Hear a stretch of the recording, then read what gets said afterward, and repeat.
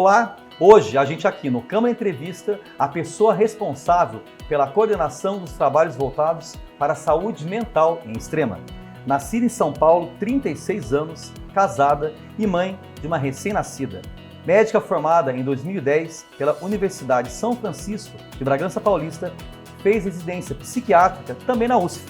Ela atua na rede pública e acumula larga experiência no Centro de Atendimento Psicossocial, o CAPS, aqui em Extrema, e em cidades como Atibaia, Camanducaia, Piracaia e Várzea Paulista, além do espaço do adolescente em Bragança Paulista.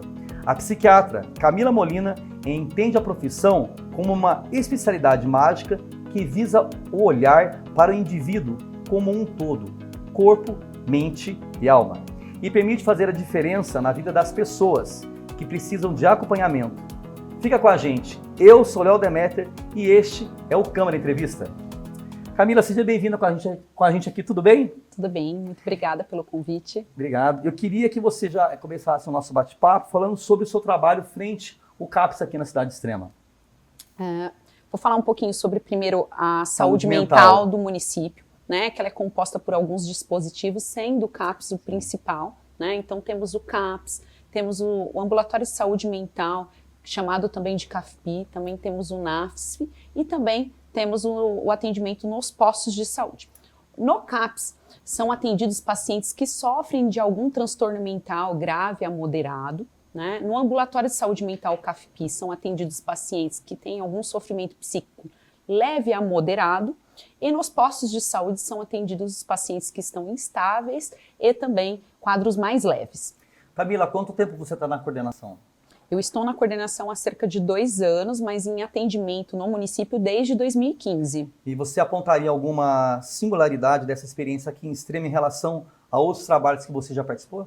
Com certeza. Primeiro, eu noto o empenho da gestão em investir na saúde mental, há um diferencial imenso com os demais municípios, né? Então a gente está conversando aí de uma cidade que tem um CAPS munido aí de 3 psiquiatras, né, uma equipe formada com múltiplos profissionais, então uma estruturação ótima, né, um diferencial enorme num país como o nosso. E quais são os serviços que o CAPS oferece e como que é possível buscar esses atendimentos? O CAPS, ele é um dispositivo porta aberta, então qualquer pessoa pode procurar o CAPS, né, o funcionamento dele é das 8 às 17 horas, de segunda a sexta. Para ser atendido no CAPS, não precisa de um encaminhamento médico, né? Você pode ir lá buscar individualmente, mas é feito um acolhimento inicial desse paciente com um profissional qualificado que vai dizer se você é ou não um caso de CAPS, através de uma estratificação de risco. Caso você seja um caso de CAPS, você vai ser atendido, vai ser montado um projeto terapêutico desse paciente de uma maneira singular. O que isso significa? Que vai atender a sua demanda específica, né? Então não é nada padronizado, é para atender a sua demanda específica. E se você não for um caso de CAPS, você vai ser referenciado para o serviço mais adequado, para o tratamento mais adequado. Entendi. Quantas pessoas hoje atuam no CAPS?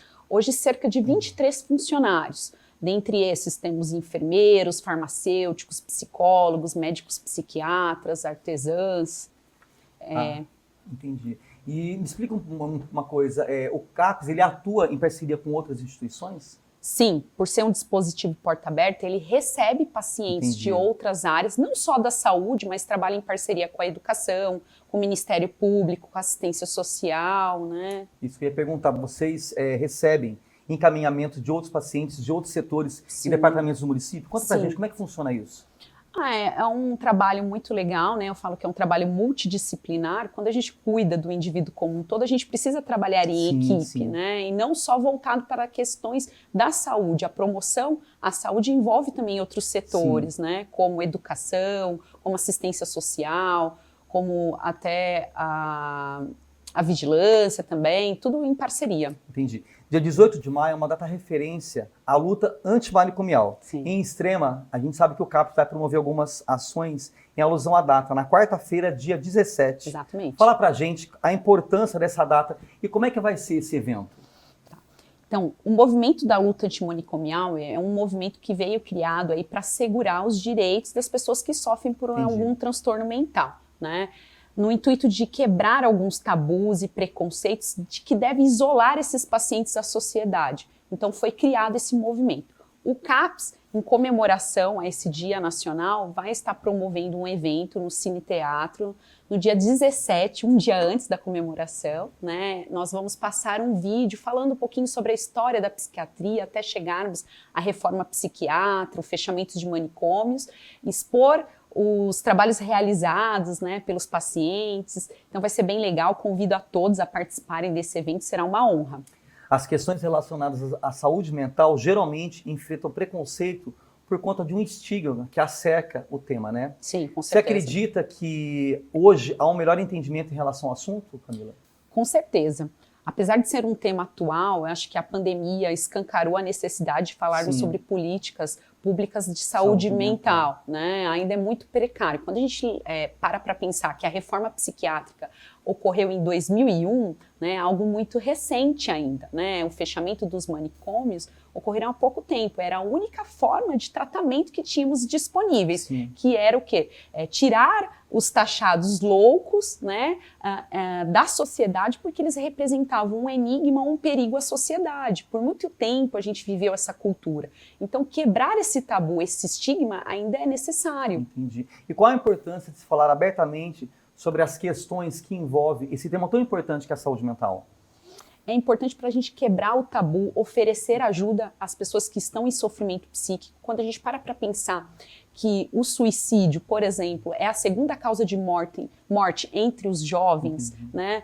Só perde para acidentes automobilísticos, acidentes no gerais, a gente pode entender que está cada vez mais explícito a necessidade de políticas públicas voltadas para isso. Falar sobre o tema quebra o tabu e estigmas, né? Isso gera benefícios, né, Camila? Com certeza. Quais benefícios que falar abertamente sobre o tema ocasiona para a gente? Faz com que o profissionais se capacitem para estar oferecendo ajuda, faz com que mobilizem ações para esse tipo de público e que a pessoa que está em casa enxergue que ela não está passando por esse problema sozinha, que ela pode buscar ajuda, que pode minimizar esse sofrimento e voltar à sua rotina e à sua funcionalidade normalmente, né? Entendi. Em relação à mobilização social em torno da discussão sobre a luta antimanicomial, houve melhorias em relação a isso, especialmente no Sistema Único de Saúde, o SUS, não foi? Sim.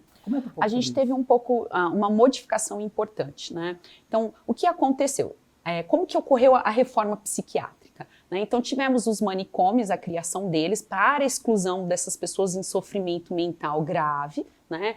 Mas foram criados movimentos por próprios profissionais que atuavam na área, familiares e também pacientes, né, que instituíram o dia 18 de maio como o dia da luta antimanicomial, com o lema de com o fechamento dos manicômios, não exclusão dos pacientes, né, foram esse movimento que gerou e impulsionou a reforma psiquiátrica com o fechamento dos manicômios, e aí começaram a surgir novos dispositivos com o intuito de oferecer liberdade, tratamento digno, né, em sociedade dessas pessoas que sofrem de algum transtorno mental. E aí surgem novos dispositivos que hoje são os dispositivos conhecidos como CAPS, residências terapêuticas, matriciamentos, né? Entendi. A gente está chegando ao nosso final do bate-papo aqui. Para fechar, eu queria que você explicasse como a população pode colaborar para acabar com essa estigmatização em torno do tema da saúde mental. Acho que falar sobre o tema, né, buscar ajuda, conhecer um pouco mais dos serviços prestados, principalmente no município de Extrema, entender que hoje a doença mental ela é muito mais comum do que a gente imagina. Quebrar o preconceito, oferecer ajuda sem julgamentos prévios, com certeza ajudará muitas pessoas que hoje estão em sofrimento psíquico. Camila, eu agradeço a sua participação conosco aqui no Câmara Entrevista. Eu que Obrigado agradeço. pela sua participação. Obrigada, O viu? espaço está aberto para novas informações aí sobre a saúde mental do município. Amém. Obrigada pelo convite. Camila Molina, psiquiatra e coordenadora do CAPS de Extrema. Muito obrigado pela sua participação aqui no Câmara Entrevista e obrigado também você que estava aí ao lado, que está do outro lado da tela acompanhando esse bate-papo. Até o nosso próximo programa.